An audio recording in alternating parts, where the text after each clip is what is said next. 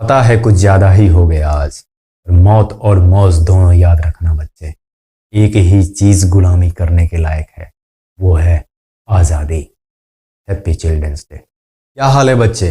ये सुन सुन कर तो थक ही गए होगे कि आजकल की जनरेशन सबसे ज्यादा बाहियात और जाहिल जनरेशन है।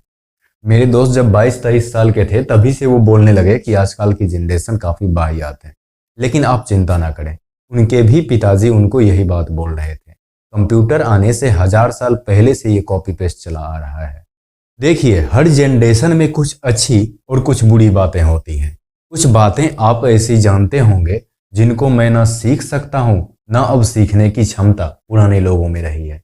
लेकिन कुछ पुराने लोग अपने अनुभव से, अपने जिंदगी जीने के तरीके से कुछ ऐसी बातें सीखते हैं जो आपको बता दें तो आपकी जिंदगी आसान हो सकती है। यह पूरी जिंदगी परस्पर लेन देन का खेल है। आज के बच्चे की सबसे अच्छी बात यह है कि उनके अंदर कॉन्फिडेंस पहले के बच्चों के मुकाबले काफी ज्यादा है। दूसरी अच्छी बात यह है कि उनमें नए को स्वीकार करने की प्रवृत्ति पहले के मुकाबले थोड़ी ज्यादा है। नए के प्रति सहज भाव रखना जो पुराने लोगों में थोड़ी कम थी, वो आजकल के बच्चों में ज्यादा है। वजह है एक्सपोजर। उनका एक्सपोजर दुनिया के साथ कुछ ज्यादा ही हो गया है इस सोशल मीडिया, इस टेक्नोलॉजी और इंटरनेट की वजह से। वो हर पल ये देख रहा है कि दुनिया में क्या चल रहा है। दुनिया में कुछ अच्छा या फिर कुछ बुरा जो भी होता है वो बच्चों तक पहुंच जाता है। ये अलग बात है कि बच्चे अभी कूड़ा करकट और हीरा मोती में फर्क करना नहीं समझे हैं। वो ऑनलाइन देखना क्या है और किस चीज को दिमाग के अंदर रखना है, ये बातें अभी उन्होंने नहीं सीखी हैं। और सीखे भी कैसे? जो उनको सिखा रहे हैं उनको खुद ही नहीं पता कि कौन सी चीज दिमाग के अंदर डालने की है, कौन सी चीज घर के अंदर रखने की है और किस चीज को लात मारने की जरूरत है। बहुत सारी चीजें हैं जो लात मारने जैसी है, क्योंकि जिंदगी काटने के लिए तो बहुत बड़ी है लेकिन जीने के लिए बहुत छोटी। इतनी छोटी कि आप सोच भी नहीं सकते। हमारे पास असल में इतना कम वक्त होता है जिसका आप अंदाजा भी नहीं लगा सकते। वैसे उसके बारे में फिर कभी बात करेंगे। अभी ये जान लो कि ये शरीर हमको यूं ही नहीं मिला है, ये एक मिशन के लिए मिला है। वो मिशन है इस देश को खूबसूरत बनाना। आज चिल्ड्रंस डे, ये जिम्मेदारी उठाने का वक्त है, शपथ लेने का वक्त है कि ऐसा वैसा जैसा भी है ये देश, इसे हम खूबसूरत बनाएंगे। महंगी गाड़ी हो, महंगा प्रॉपर्टी हो और ना जाने क्या क्या सपने आपको बेचे जा रहे हैं, लेकिन इन सपनों के संदर्भ में कुमार विश्वास साहब की एक बात मुझे याद आती है। यदि आपके होने से ये दुनिया खूबसूरत है तो आप सफल हैं। सफलता की इससे अच्छी कोई परिभाषा नहीं हो सकती। अभी तो जिंदगी शुरू ही हुई है बच्चे, अभी बहुत खरीद बिक्री चलेगी। लोभ और डर होगा आपके सर, गुलामी की परंपरा से आत्मा जाएगी मर, तब आजादी की हर एक दवा हो जाएगी बेअसर। इसलिए अपनी आत्मा को मत मरने देना। लोभ और डर से तुम्हें बहुत बांधा जाएगा, पर तुम मत बंधना। मौत और मौज दोनों याद रखना, मरने से पहले खुद मत मर जाना। फिर से कह दूं, ये समाज बहुत कोशिश करेगा आपको मुर्दा बनाने की, लेकिन आप चलते रहना। सांस से पहले तुम मत रुक जाना। कल ही मैंने एक पंक्ति लिखी थी, पिंजर में जो पंछी हैं क्या वही सिर्फ बंदी हैं? ये जो बाहर घूम रहे वो फिर किसके कैदी हैं? एक बात मेरी हमेशा याद रखना, एक ही चीज गुलामी करने के लायक है, वो है आजादी। एक ठसक अपने अंदर रखना, 100 अच्छाइयों में 2 बुराई अपने अंदर रखना, जवान के पक्के और नजरें उठी रखना। और लड़कियों जरा ध्यान से सुनो, कई मामलों में आपके 10th 12th या ग्रेजुएशन करके अच्छी जिंदगी जीने का इंतजार नहीं किया जा रहा, आपके 18 साल पूरे होने का इंतजार किया जा रहा है। कई मामले में आपके पैदा होने से भी आपके आसपास वाले खुश नहीं थे। आपको पैदा करके इस धरती पर जिंदा रखा गया, यही आप पर एहसान किया गया है। कई मामलों में आपके परिवार वाले आपको पाल नहीं रहे, बस झेल रहे हैं। बस वो इंतजार कर रहे हैं कि वो सही वक्त आ जाए और इसे किसी की मत्थे टिका दें। सारी जिंदगी मरो एक नर्क में, किसी को कोई फर्क नहीं पड़ता। वो फाइटर मूवी आई थी अभी, उसमें दीपिका जी का डायलॉग है कि उनके दादाजी कहते थे, बेटा संपत्ति होता है, बेटी जिम्मेदारी। और इस बेटी की जिम्मेदारी को आज के मॉडर्न फादर एक अलग ढंग से उठाते हैं।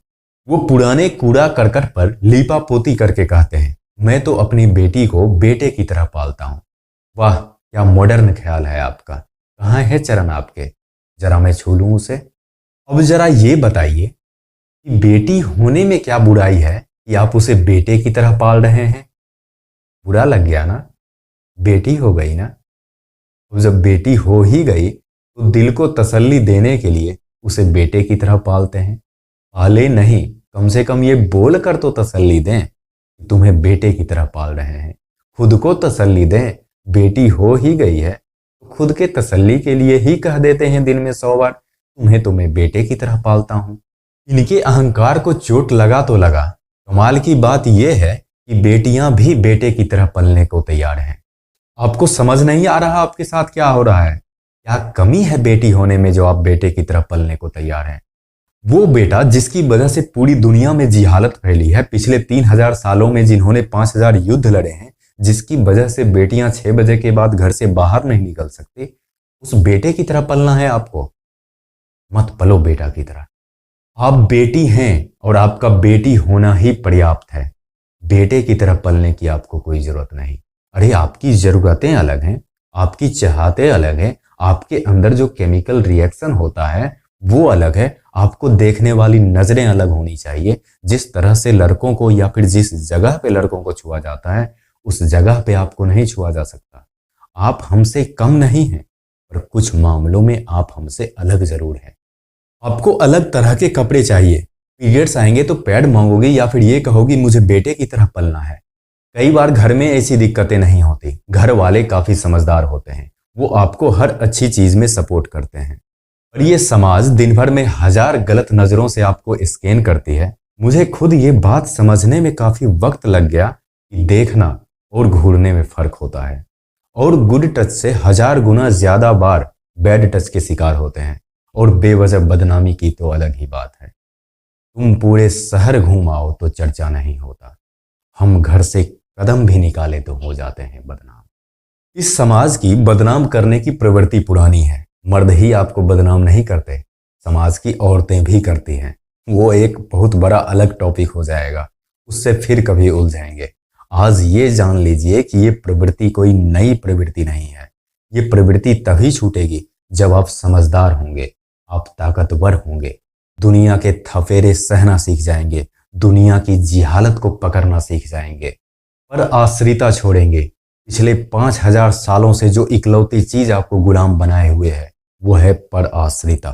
पैदा हुए, पिता के अंदर रहे, कम उम्र में शादी हो जाती थी, पति के अंदर रहे, फिर बेटा बड़ा हुआ, उसके पैसों पर खाए, फिर पोता, ज्यादा उम्र हो गई तो कभी तो अपने पैर पर खड़ा होने का आपको मौका ही नहीं मिला। या फिर अब ये कहें कि कई बार आपको अपने पैर पर खड़ा होने की चाहत ही नहीं रहती, कभी तो अपनी ठसक ही नहीं रही। इस समाज ने आपको बता दिया कि आपको अपने पैरों पर नहीं खड़ा होना। आप ये बोल भी नहीं पाते कि हम इतने सक्षम हैं कि अपने पैरों पर खड़ा हो सकते हैं, अपितु इतना सक्षम है कि हम दूसरों को भी सहारा दे सकते हैं। ऐसा नहीं है कि ये पर आश्रिता की बीमारी आपको बहुत लेट उम्र में बीमार होने के बाद या फिर जवानी के ढलते उम्र के बाद लगती है। ये बीमारी तो आपको बचपन से ही लगती है, बस आपको इतना सहज बना दिया गया है इस बीमारी के साथ कि आपको इसका ख्याल भी नहीं आता। आपको कभी ये पता नहीं चलता ये पर आश्रिता का केमिकल जो ब्रेन में चल रहा है, यहाँ जो साइनेप्स बन रहा है, इस कनेक्शन को आप पकड़ ही नहीं पाते। आपको लगता है ये तो नॉर्मल है, इसमें कौन सी बड़ी बात है। मैं जिस स्कूल में पढ़ाने जाता हूँ उसी स्कूल की एक बच्ची अपने दोस्त को बोलती है कि जाओ समोसा ले आओ। वो लड़का कहता है हम तुम्हारे नौकर हैं क्या, लेकिन 5 बार प्लीज प्लीज करके उसको भेज ही देती है। भाई कब तक वो बर्दाश्त करे। फिर वो समोसा लाकर इसको देता भी है और ये उसको एक समोसा भी ऑफर नहीं करती है। मैंने तो उसी वक्त सोचा था ये रोकने के लिए कि यदि कोई प्रॉब्लम है तुमको तब मदद मांगो, कोई फिजिकल दिक्कत है तब वो जाकर ला देगा, तब एक गिलास पानी मांगना भी बुरा नहीं। लेकिन जब तुम खुद सक्षम हो तो खुद क्यों नहीं जाती। लेकिन मैंने उस वक्त ये नहीं कहा। उस वक्त यदि मैं ये कहता तो ये गलत मैसेज जाता कि मैं लड़का और लड़की के कैजुअल कॉन्वर्सेशन के खिलाफ हूँ।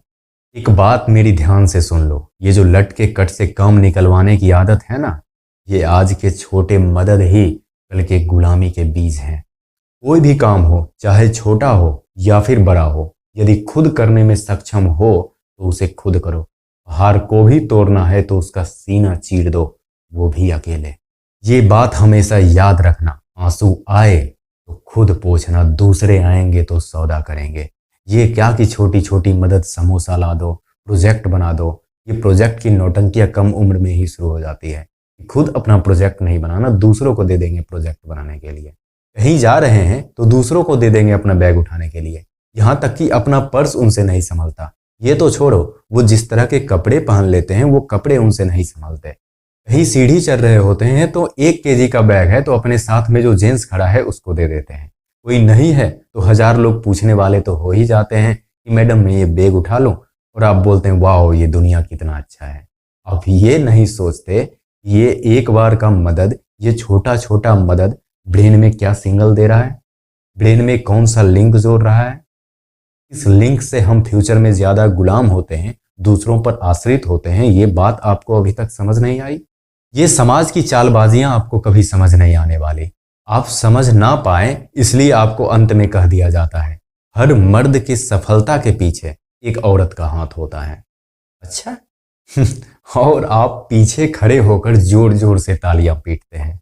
आप अंदर से गर्व महसूस करते हैं कि ये मर्द ऐसे ही सफल नहीं हुआ, मेरी जैसी औरतें इनके पीछे हैं।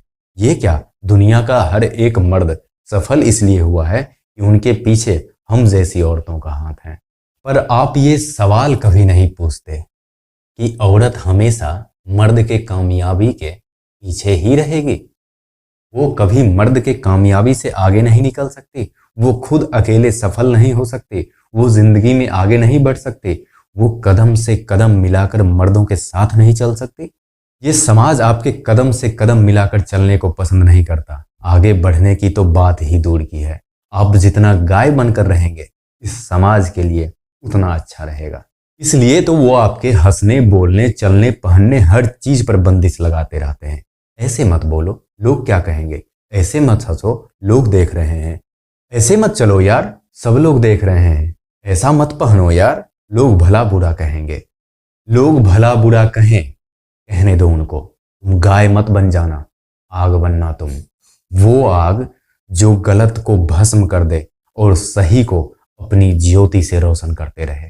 ये गुड गर्ल उड गर्ल का चक्कर छोड़ो। Don't be a good girl, be a right girl. दुनिया जाए तेल लेने, उसी तेल में तुम माचिस डाल दो। ये तो हो गई लड़कियों की बात। बातें और भी बहुत सारी हैं, उस पर फिर कभी बात करेंगे। पर क्या लड़के कम गुलाम हैं? लड़के जो 1000 तरह की गुलामी को झेलते हैं, उसमें से सबसे बड़ी गुलामी की शिक्षा उनको दी गई है, वो है पैसों की शिक्षा। ये समाज, यहाँ तक कि आपके माँ बाप भी आपके अंदर यही भरना चाहते हैं। बाहर से भले ही वो लीपा पोती कुछ भी कर लें, अंदर का मामला यही है। वो आपको पैसे कमाने की फैक्ट्री का मशीन समझते हैं। आपके समाज में या फिर आपके घर में तभी इज्जत होगी जब आप में ये अंदेशा होगा, आप में ये दिख जाएगा कि आप फ्यूचर में पैसा उगल सकते हैं। पहले यही आपके अंदर भरेंगे कि पैसा सबसे बड़ी चीज होती है। वो बहुत ही फेमस डायलॉग है ना, बाप बड़ा ना भैया, सबसे बड़ा रुपया। और कई बार तो ये आपके पिता ही किसी को बोल रहे होते हैं, और कई मामलों में आपके पिता खुद आपको बोल रहे होते हैं। फिर वही बच्चे पैसों की कदर करने लगता है, पैसे के लिए सबको लात मार देता है। तब जाकर इनको समझ आता है, तब इनके अकल ठिकाने आती है। इनको लगता है नहीं नहीं, पैसों से भी जरूरी कई चीज है। पर तब तक इतना देर हो चुका होता है कि लौटने का कोई रास्ता ही नहीं। चिड़ियां चुग गई खेत, अब पछता रहे हैं सेठ। उनका जो होना है वो होगा। तुम पैसों के गुलाम मत बन जाना, पैसों से अपनी गुलामी करवाना। पैसे जरूरी हैं, बहुत जरूरी हैं, लेकिन आजाद देश में किसी भी चीज का गुलाम बन जाना ये कहीं की समझदारी नहीं। पैसों के लिए खुद को मत बेच देना। वो काम तो बिल्कुल मत करना जिसमें सामने वाले को फायदा है, थोड़ा बहुत आपको भी फायदा है, लेकिन आपकी आत्मा मरी जा रही है। वो काम भी जरूरी नहीं जिसमें आपको मजा आ रहा है। काम वो जरूरी है जो इस वक्त करना जरूरी है। काम वो जरूरी है जो इस वक्त पूरे समाज और इस पूरे देश को जिसकी जरूरत है। फिर वो काम करने में आपको मजा आए या फिर ना आए, वो काम तो करना है ही, क्योंकि उस काम से ये देश अच्छा होगा। मैं एक बार फिर आपको याद दिला दूं, आपके पास महंगे गाड़ी होने से, महंगा बंगला और ज्यादा पैसा होने से सफलता नहीं मिलती।